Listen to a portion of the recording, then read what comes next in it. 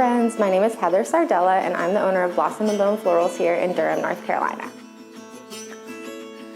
I'm excited to be a part of Mayesh's 2023 Design Star Series. This year, Mayesh has chosen the topic of sustainable floristry and how we as florists can reduce our environmental impact and contribute to positive change.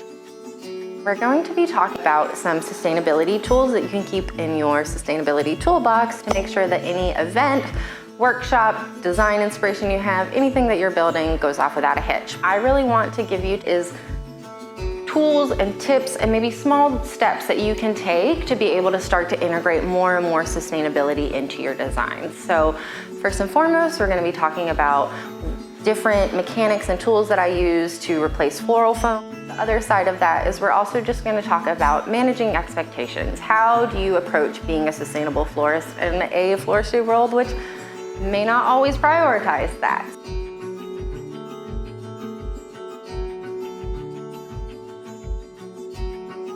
Our goal is going to be troubleshooting large-scale installations on site.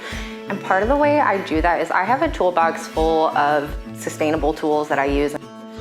Part of my ability to be a sustainable florist is knowing that I can rely on these tools to make whatever happen.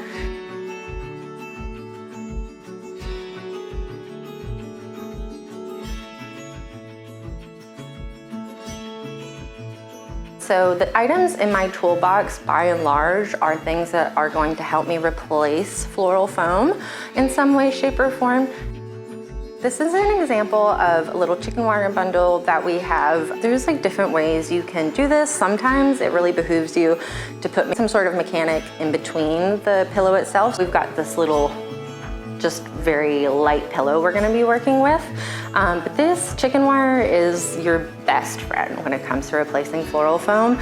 Obviously the chicken wire is serving as the mechanic that holds things in place, but if you have elements that still need some sort of water vessel still, there's a couple different ways we can approach this and that I approach it. The first step that I like to talk about are these things called eco wraps. I do recommend like troubleshooting and seeing what they work with and what they don't.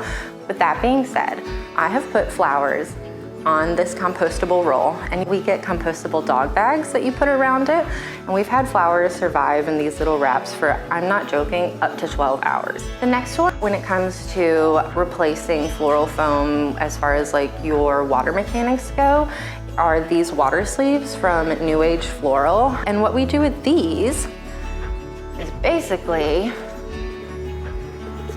grab a handful of stems, you're gonna place them in the bag, and then it folds down, so you're gonna be able to tie this off. So you get like a little gooseneck watering can, and that can like fit into this hole pretty well. Again, you need to be smart with your mechanics in terms of making sure that the mechanics make sense for the longevity of the event.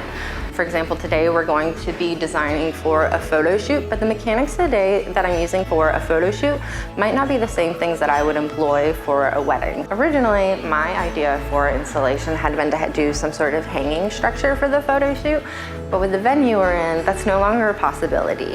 What we've done to pivot from the hanging install that we were originally going to do is to kind of maintain the same aesthetic, is we're actually just going to hang from the wall today. I'm really excited about it. We haven't gotten to do many of these, so it'll be really fun to explore together.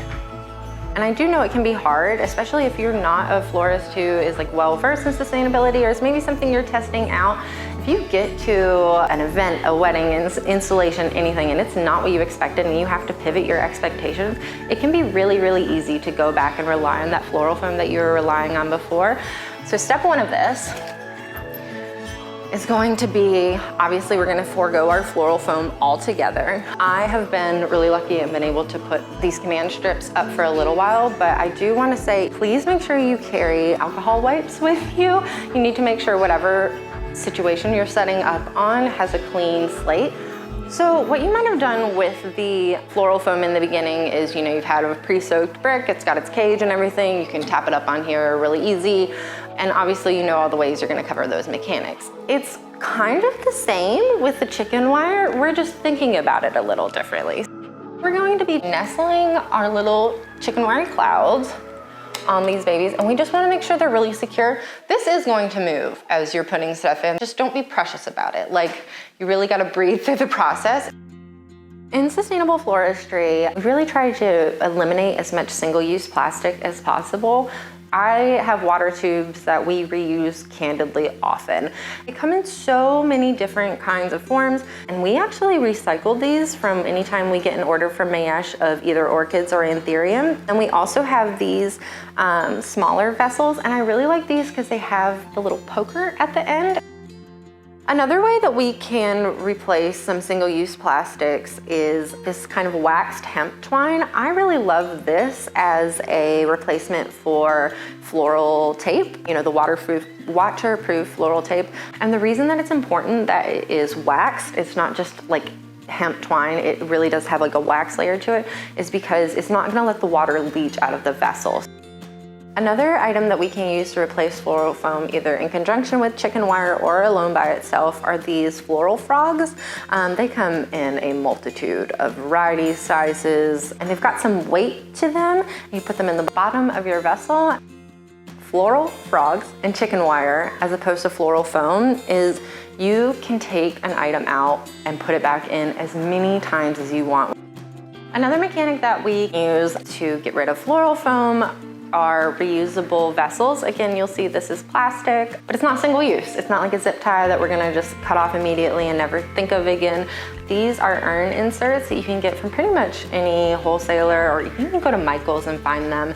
And these are great vessels that I can tie literally the chicken wire, and now I've got this incredible water source. There's just a variety of ways you can use this, and it gives you a decent amount of water as well. One thing to think about with sustainable floristry and mechanics is that working with seasonality is going to make your life so much easier. Some things just don't make sense, and we don't need to fight nature. Again, we're trying to work with it, not against it.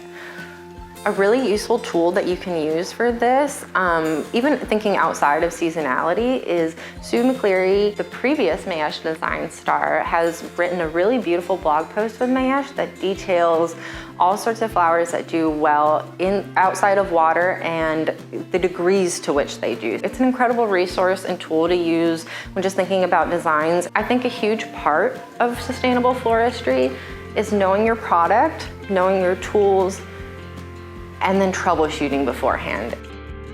Today we'll be building a floral cloud in a meadow for a photo shoot. We'll be using Spirea, Ranunculus, sweet peas, Anemones, Clematis, Status, orchids, and Anthurium, supplied by the wonderful Mayesh. Right now what we're doing is we just got finished greening out our little wall floral clouds. I'm really being intentional right now about the amount of weight I'm putting in, which items are going in which sort of vessel I want. So if you'll remember at the beginning of this, we talked about water tubes, we talked about eco wraps, and we talked about water sleeves, because I know that Spirea and Pennycress are thirsty girls and they need a lot of water. I've gone ahead and put them in the water picks because that is going to give them the most amount of water, and I think that's where the bulk of my weight is going to be. And so now I've kind of got it settled, and I can be really intentional about the other flowers I place in while keeping in mind my weight limits that are gonna happen because of the command strips. I think my sweet peas carry just a lot of beautiful movement, and I think they'll be really fun for the cloud. What I'm using for the water source for these are the NewAge floral water sleeves. I think they work well with the stems, the amount of flowers I want to put in here, the weight, and the amount of water that they're going to need for the next 2 hours. If I was using these for a different project, maybe a wedding or something that needed to be longer, probably wouldn't use the water sleeves. I might use something like a water tube, but this just goes back to our conversation of troubleshooting beforehand and seeing which mechanics work for what. Something to be cognizant as well is that with your installations, you do need to make sure that everything is seen from different levels. So ideally, I would like to do some florals that maybe we're coming out of the bottom, but the difference with the apparatus I'm using now is that it's not completely watertight. The difference I can make though is I could put this in a water tube so it does have a watertight opening. Another part of sustainable mechanics that I think is a little bit different than using floral foam is that in general, your workstation, it's just gonna be a lot more wet. There's gonna be a lot more droplets of water happening, and you wanna be respectful of your venues and the people that are allowing you to use their space. So I do recommend either bringing like a tarp of some sort or enough rags that will make your life easier when it comes to cleanup.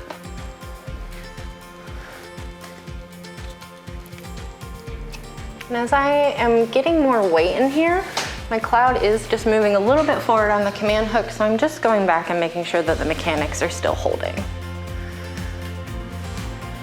I really want my Ranunculus to be a fun focal. What is a good frame of thought is that the last thing you put in an arrangement or an installation is usually the first thing an eye is going to see.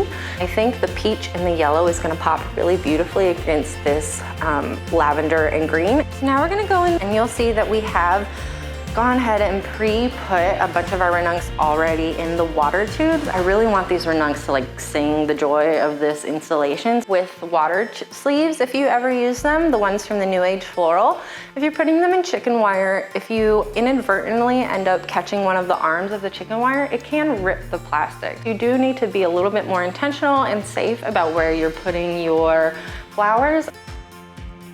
I'm gonna start with building out more of a frame of having things be more loosey-goosey, and then as I work it in and figure out the complete shape I want to go, then I'm going to go and backfill with some smaller stems closer to the chicken wire frame itself, and that's how we'll cover up our mechanics. One thing I do want to note about sustainable floristry though is I think when you're using like floral foam, obviously the impetus is to cover it up. That's ugly, like nobody wants to see that. But I think something really cool about sustainable floristry is like the actual mechanics, the chicken wire, pin frogs, whatever. If you can make it look good, it's not always the worst to see the mechanics. I think there could be a little bit of fun in letting the magic behind what you create be seen. So now that I feel pretty good about my shape, I'm gonna go in and cover up my mechanics. And once I've got those covered up, I'm gonna take a step back and just take a good gander at everything and see what I wanna adjust, zhuzh, and fix. But I feel pretty good about where it's going. I'm just putting status around to cover the chicken wire. I'm using it because it does incredibly well out of water. To kind of make things go a little bit faster is just like grabbing a bulk of items and not doing like stem by stem, but really taking 5 or 6 stems and just shoving them in there and then zhuzhing. It's a good time saver and also a good way to make sure you're using enough of your product.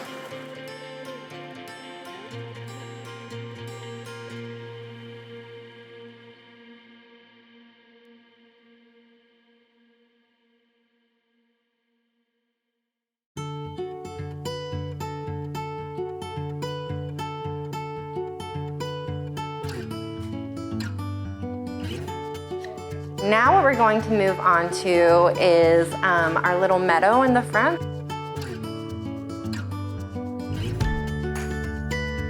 For the mechanics of this meadow, I've basically used floral buckets, urn inserts, wax twine, and chicken wire to give myself some height, stability, and a plethora of water sources.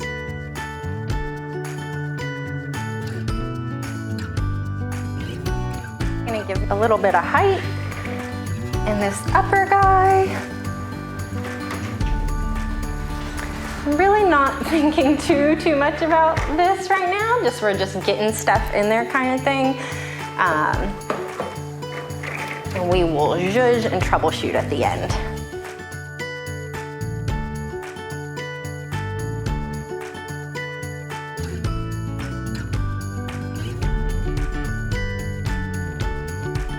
I was really just hoping to get the shape with my Spirea that I started. And now I'm going to go through and really bulk it out with this Clematis. I'm gonna kind of like offset them so they're like a little bit of different levels. I'm gonna do the same thing I've been doing and just stick a ton of stems in at once and zhuzh them and keep going.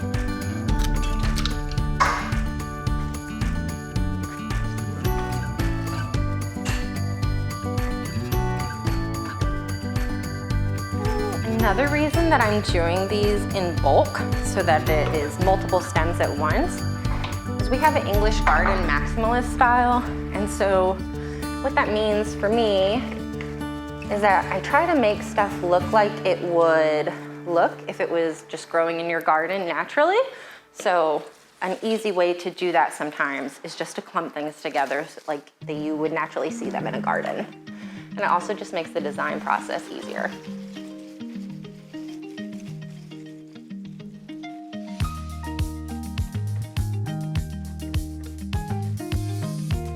Couple troubleshooting instances that could happen while you're building something like this, and ways that you could think about using your toolbox to be able to overcome those obstacles.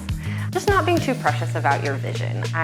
One thing for me, particularly as a sustainable florist, is sometimes I have like an idea and I troubleshoot and I do all the things that I think I need to do to get prepared for that installation or event or whatever. And then I get there and something's not thriving. Something isn't working, just something that I have planned just doesn't come together. And one thing that you can think about if that is like a product, like say you're working with Spirea, or you maybe got some other sort of blossoming branch or greenery, and maybe it's not working with the install. It's too heavy, it isn't working with the water vessels like you thought, it is too hot out now, and the water that you had originally planned for is no longer going to work. Honestly, the things that go wrong for me, 9 times out of 10 are usually I forgot something, or I thought something was gonna work and I get on site and for whatever reason, it's not. For me personally, so much of my sustainable floristry journey has just been troubleshooting and figuring out what works and what doesn't. One thing you might wanna consider if you're building a vessel or a situation like this is that if you're not doing it on a flat floor, like I am, if you have to take this out into a field or wherever, on a surface that's not flat, you may want to put a piece of some sort of wood, like a board underneath, just to give it a little bit of stabilization. And then that actually will, if you cover that in chicken wire, it's going to increase the surface area with which you can continue designing.